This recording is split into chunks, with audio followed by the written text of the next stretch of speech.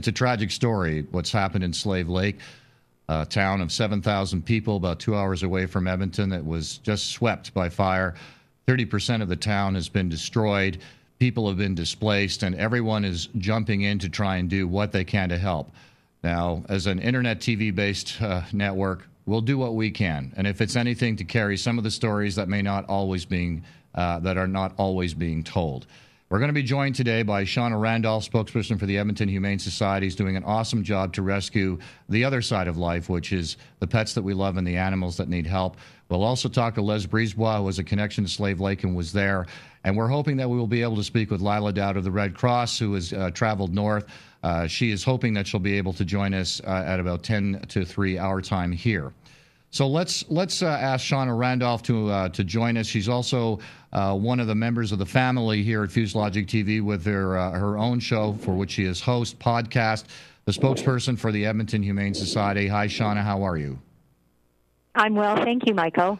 Shawna is joining us by phone, and we wanted to make sure we did talk to her. I have some photos that I will be sharing as we speak. Shawna, how many animals? I mean, maybe some of these questions might seem or might be difficult to answer. How many animals would you say are affected up there? I mean, I know there's about 3,000 homes, and I would imagine it's a community where there are lots of pets. Have you had any idea how successful your efforts with the Humane Society have been up there? Well, we can speak with how many we have found, Michael. Yes, about 3,000 homes. And if you do the math of a national statistic where 1 in every 5 households has a pet, I think if I'm doing it right, it should be about 800 or so. We have come across about 200 at this time, but the number climbs by the day, by the hour. And at this point, we have reunited a good 80% of the animals that we have found with their owners. And that's because of a wonderful communication effort that we have. We have a dispatch line that is set up so that if people from Slave Lake really want to be in touch with our rescue team, what they do is they phone that dispatch line. They tell them, this is the last place I had my animal, whether it be their home or somewhere else. Can you please go check it out? And so with that, we have been finding animals that are still in homes that haven't been touched by the fire, or animals that really, it's hard to imagine, Michael. They have found a dog, for example, sitting on the front steps, but the entire home is leveled. It's gone, but the dog's sitting on the front steps. So they are finding so many animals, and just with the help of the dispatch line, they know where many of them belong. So how does the process work now? Do you have people from your staff that are up there right now working? How is the process structured? Well, it started on Tuesday morning when 6 people from our staff went up in 2 of our vehicles, an animal rescue team, to partner up with the Animal Rescue Committee of Slave Lake. And this is a group of people that started the rescue before we even got there. So they started rounding up some animals. We just joined in, and we've been working with them. And so it's been round the clock practically. I think maybe they've had 3 hours in the last 3-4 days, well, however long, of sleep. They've just been working around the clock, finding animals, trying to find out who the owners are, and then they've been transporting them to 2 stations, to Athabasca, and then on their way down to Edmonton. So they would stop in Athabasca and then make their way continuing here, dropping off animals to the owners. So there's a station in Athabasca where some people are staying, and then down here in Edmonton. So we have about 150 of them at the Expo Center at Northlands. Northlands has been so generous to allow us to have the animals inside one of their halls there, and they will remain there for the next few days. Now, is there anything the public can do to assist the Edmonton Humane Society in their efforts? Well, one of the first things that we keep getting, Michael, call after call after call, are people saying, I want to help foster. I can take an animal in my home, and of the animals that we have, many of them will probably be in our care long term, because you can imagine these people don't have homes, they have nowhere to go. So it's so early at this point for us to determine which animals and how many that may require to go into someone else's home for a while. we will put out the public plea when we get to that point. So we thank everybody for doing that. But at this point, we don't need that, and we're already compiled names, and we're ready to go when we get to that point. Also, people have been dropping off donations of food for animals. We are okay with that, too. If people really do want to help, we would love and really welcome donations to our disaster fund. And it is something that was put into motion when the same rescue team went down to Louisiana in 2005 and Hurricane Katrina struck in the United States. They went down to do the same type of animal rescue mission. The fund was launched then, and we have been dipping into it. So we would love financial donations. And people can go to the Edmonton Humane Society website, edmontonhumanesociety.com, to click on Donate Online. There would be a drop-down for the disaster fund. One last question I'd like to ask you is, of the animals that you have been able to rescue, have most of them been okay? Has there been lots of serious injuries? What condition generally have you found with the animals that you've been able to help? Remarkably, Michael, we have not come across animals that have required extreme and immediate medical care. Amazing. We've come across... It is amazing. We've come across about 2 or 3 that have had some burns, and not even serious burns. That is amazing. They haven't even come across any bodies, but that doesn't mean, of course, that animals have not perished. You can imagine many homes completely destroyed. So, we do anticipate that some animals have died, but they haven't come across any yet. And it has been wonderful to see reunions. We had a reunion yesterday with one of the cat that was burnt, had some minor burns, reunited with the family. They had to flee their home in seconds. They didn't even remember if they shut the door. They couldn't even grab the cat that was naturally hiding, as cats do when they're scared, and they were reunited. It was very, very emotional and rewarding. That's what this rescue mission is all about. Yeah, that story got me a little choked up when I heard about it and saw the video. It was just remarkable to see. Well, it's absolutely remarkable. I mean, I'm amazed, and it's a blessing to know that the animals that you've handled have been, if injured, it was minor, and 80% in terms of reuniting with families. Absolutely unbelievable. Shawna, I'm so glad that you responded last minute and were willing to join us. And we thought, well, you being one of the family, Fuselage TV, the least we can do is make sure that the story of the Edmonton Humane Society is being told.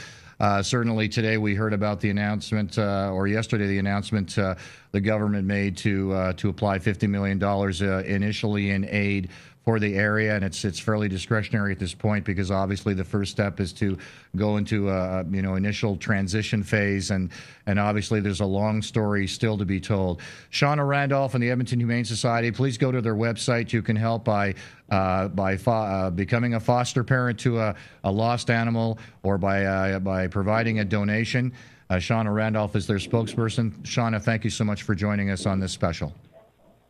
Thank you, Michael. Thank you, Evan. Shawna Randolph, spokesperson for the Edmonton Humane Society. We're going to be connecting now with Les Brisboise, who has some direct contact with the story in Slave Lake. To give you an idea, ultimately it was an unforeseen disaster because suddenly the winds had picked up, and what did not look like a situation that was going to be out of control, it obviously became completely out of control. 70 firefighters from Edmonton headed up to the north to assist in the fight, and from BC and Ontario, 200 firefighters have joined in the fight to get the fire controlled. If you've gone online, there's plenty of pictures. You see dealerships with entire inventories that have been burned to the ground. Apparently, some things have survived in terms of banks and some key services, but the town hall was burned. The radio station up there was burnt. And obviously, it's going to take a long time. Many people have gone to many other communities to be able to cope with their situation. We have Les Brisboise on Skype now with us. Les, I want to thank you very much for joining us today. What is your connection to the experience in Slave Lake? I understand you were up there. I work in a local mill, 17 kilometers east of Slave Lake. And do you reside there now, or you just? I would imagine, obviously, having worked there, you have lots of people that you know up there. Yes, I spent a good part of my life in Slave Lake. We moved to Spruce Grove approximately 8-9 years ago. Right.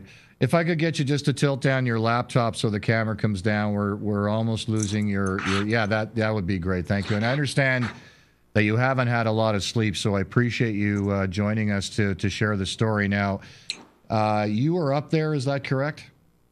That's correct, yes. Can you describe for us what you saw? I saw a lot, I guess. The fire was kind of out of town a little ways, and it was kind of, we've had lots of fires in the area, and people are kind of used to that in the bush. Slave Lake is in the bush area, so you see them around, but you don't see them that close per se.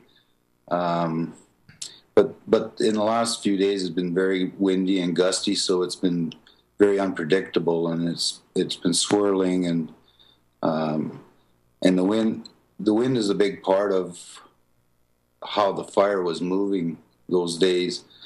On Saturday, we were working day shifts, and it was coming into town. People were looking at it and kind of wondering, and the bombers are going and the helicopters, and they're working at it.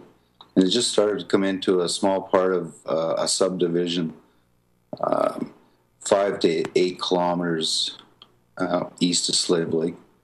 And then the wind shifted a little bit more that night, and it kind of started moving down through the subdivisions. So within about maybe a 12 to 20 hour period, it was moving along, but it was moving quite rapidly with the wind. So the picture that I'm getting from you is that mm-hmm.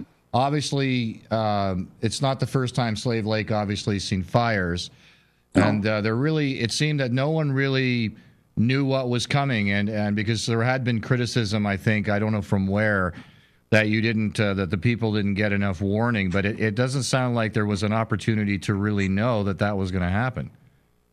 That's correct. It was it moved with that particular wind that weekend. It was moving like we had never seen it before. It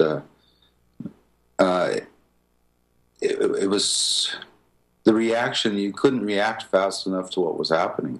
So what did you do when it was? Where were you when things were really getting out of control? Things were quite. We thought we knew what was going on around us, but we're trying to be as normal as we could be.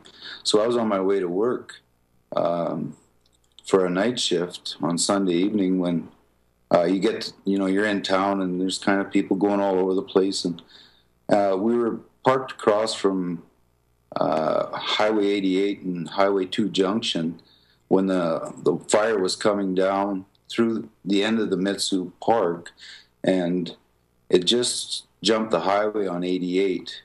And we were all looking at it thinking how surreal this is, and how you just can't imagine something like that, and being like you could feel the heat on your face. What did you do? So what did you do once you realized, obviously there was a moment where the surreal is there, but then suddenly it's like, uh-oh, this is not good. What happened at that point? What did you do?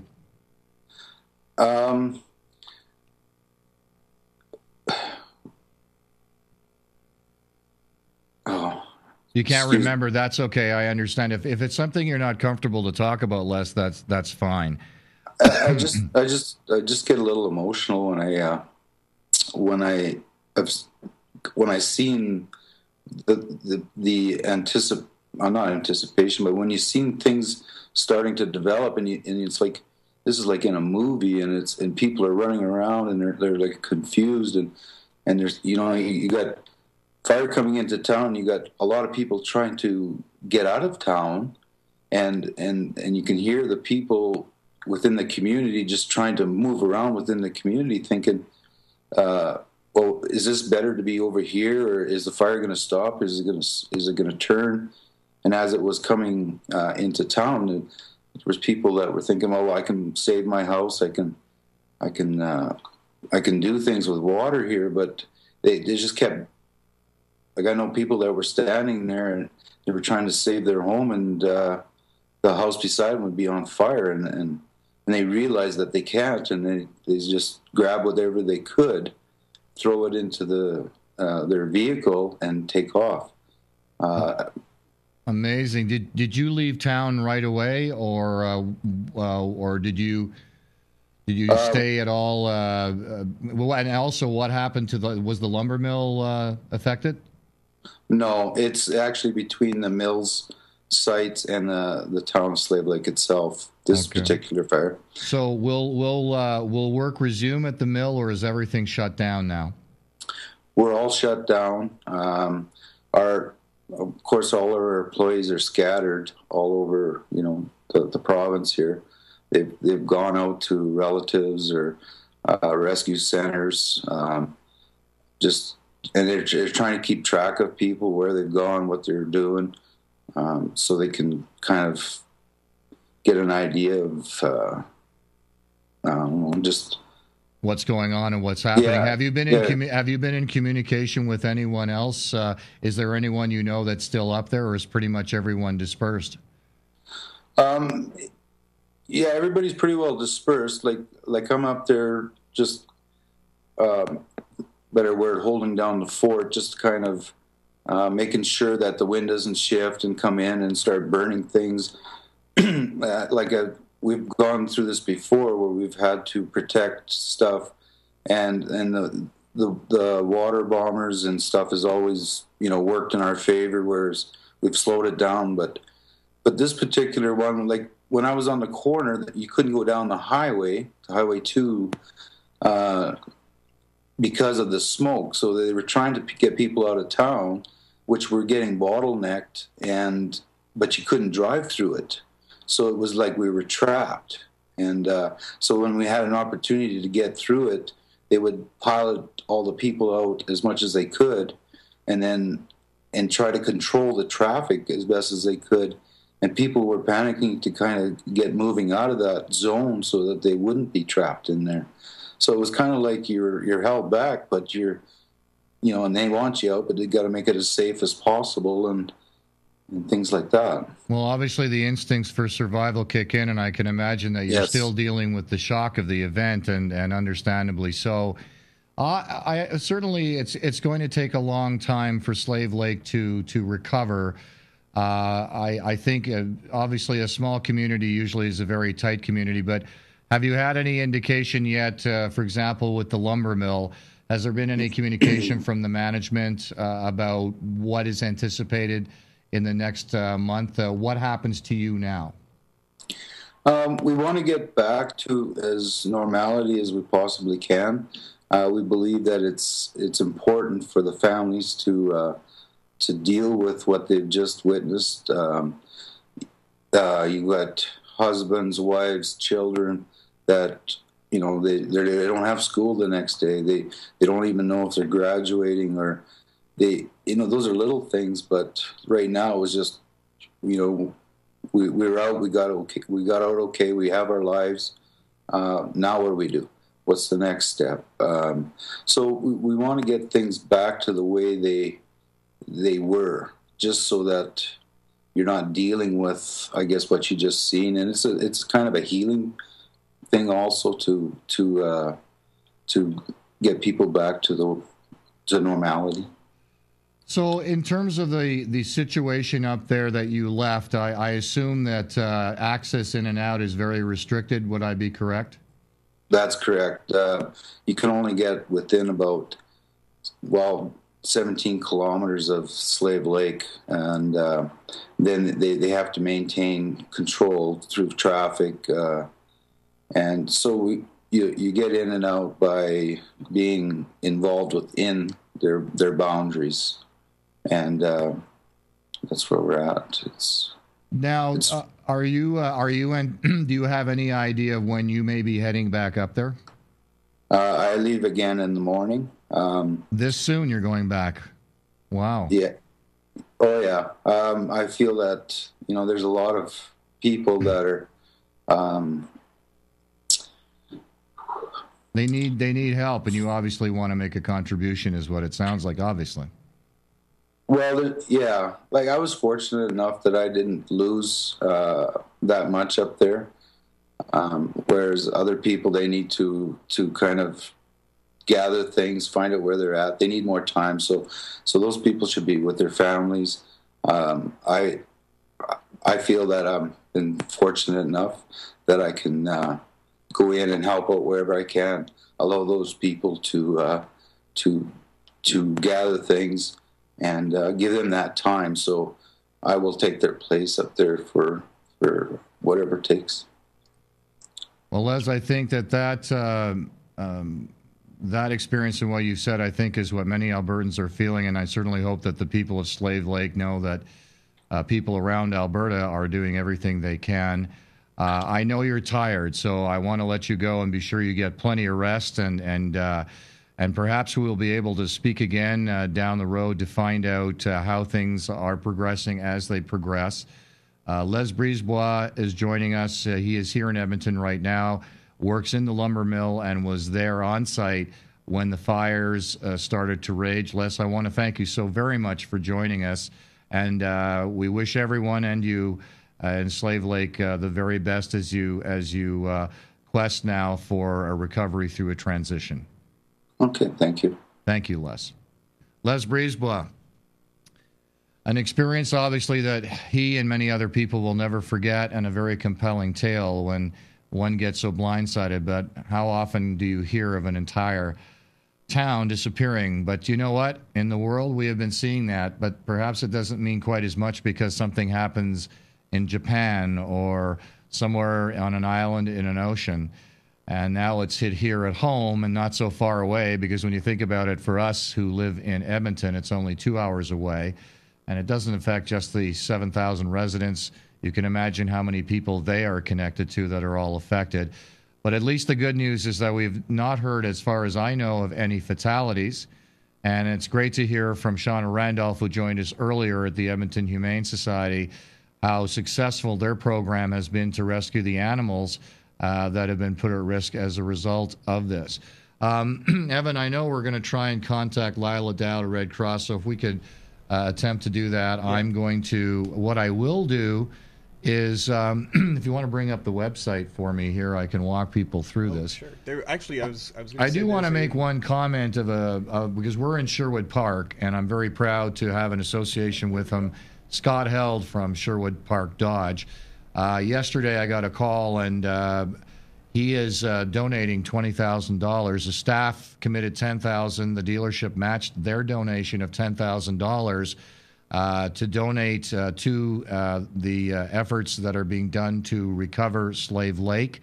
And I know that he issued a challenge to all dealerships, and indeed wherever you may be, if you're watching this and you're in Alberta, the challenge is out there to match Scott Held and Sherwood Park Dodge for their donation of $20,000. I want to congratulate the staff on coming to the table, and congratulate the dealership for stepping up to the plate. It may not seem like a lot of money, but it goes a long way nonetheless.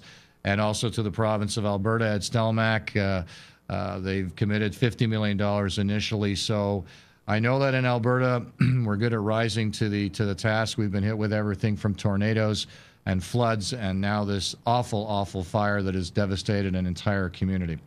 If you want to bring up the Red Cross site, the Red Cross is very active there. I did talk to Leila Daoud. I haven't had a chance to go in any detail with her in terms of the activities, but there are several ways that you can donate. You can donate online. So if you go to the website and you follow what I'm doing, you'll see what happens. And the site is quite comprehensive. So right there, you have a chance to donate to a particular situation. In this case, the Alberta fires is at the top of the list. You can donate by mail, of course. You can donate by phone, and I'll give you the phone number here momentarily. It's 1-800-418-1111. That's 1-800-418-1111. You can also, I believe you can text, and actually, I believe you might have that information. You can text message Red Cross. 3. Oh, Leila. Well, let's talk to Leila, then let's put her on. This is wonderful she's able to make it.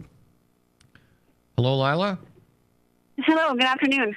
I'm speaking with Leila Daoud, spokesperson for the Red Cross, the Canadian Red Cross, who is working tirelessly in the area. Leila, you traveled up north today. Can you give us an update as to what the circumstances are and what the Red Cross is doing right now?